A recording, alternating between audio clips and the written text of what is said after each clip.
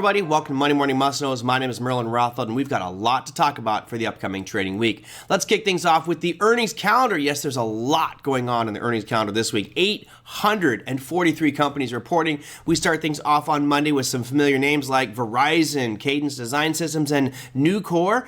Tuesday brings you Google or Alphabet, Tesla, Visa, Coca-Cola, Lockheed Martin, Philip Morris, and UPS. This, my friends, is probably one of the most important days of the week because you've got Google, of course, the Magnificent Seven, and then you got Tesla, the darling stock, which has had a monumental run over the past couple of weeks. So we'll see if that momentum continues after the earnings announcements after market close on Tuesday. Wednesday, we've got some big names as well. Thermo Fisher, IBM, NextEra Energy. You've got AT&T, KLA-Tencor, Waste Management, and Chipotle. For those of you loving those burritos, and after that 10-to-1 split, still looking good, old Chipotle. On to Thursday. Oh yeah, AbbVie, AstraZeneca, Union Pacific, Unilever, Honeywell, RTX, and Northrop Grumman. So you have some defensive stocks coming into play here on Thursday with RTX and NOC.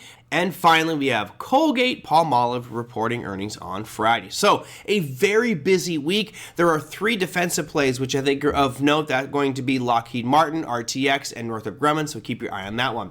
Now let's turn to macroeconomic data. We do have a lot of that to speak of, and we'll start things off looking at services and manufacturing data.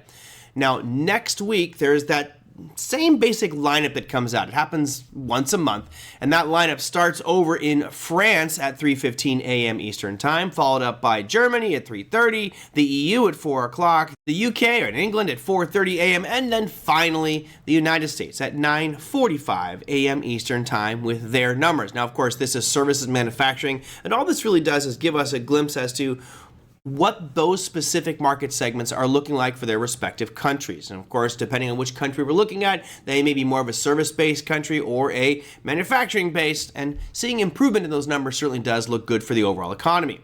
Now, we do not have any interest rates to speak of this upcoming week. We have to wait 2 weeks for the United States. However, we do have one coming out for Canada.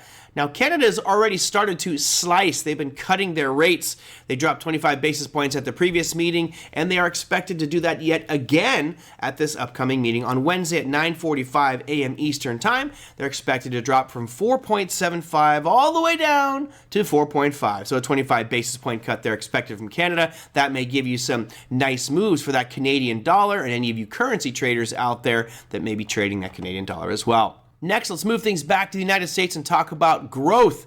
Advanced GDP numbers coming out. And of course, after those giant spikes we saw in 2020, things have calmed down quite a bit.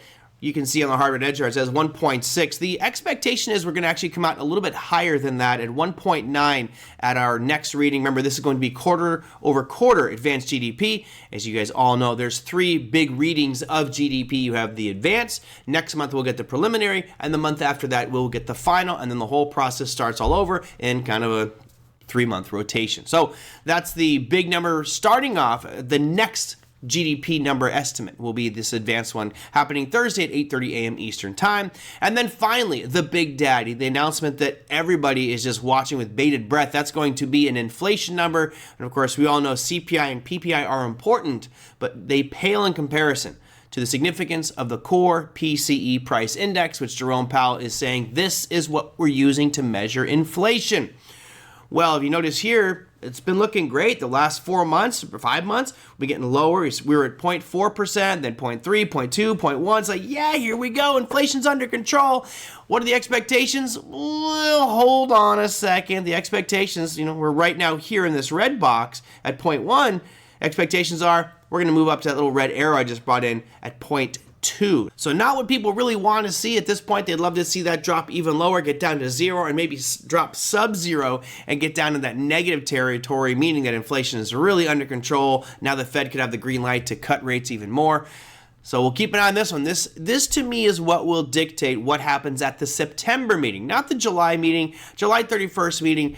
The Fed's going to keep rates right where they're at. It's just too soon to make that decision. However, it does appear to me anyway that the September meeting will be when they do a rate cut. If they do one at all this year, I believe it will be September, because that gives enough time for the markets to rally to that, therefore a political move going into the elections in November. So we've got quite a bit to talk about. Really, earnings, the major stuff. You have the Google or Alphabet numbers, you have Tesla, and you've got GDP as well as some core PCE price index. So my friends, it's going to be a pretty busy week. Expect a lot of volatility, particularly as we go through this election turmoil.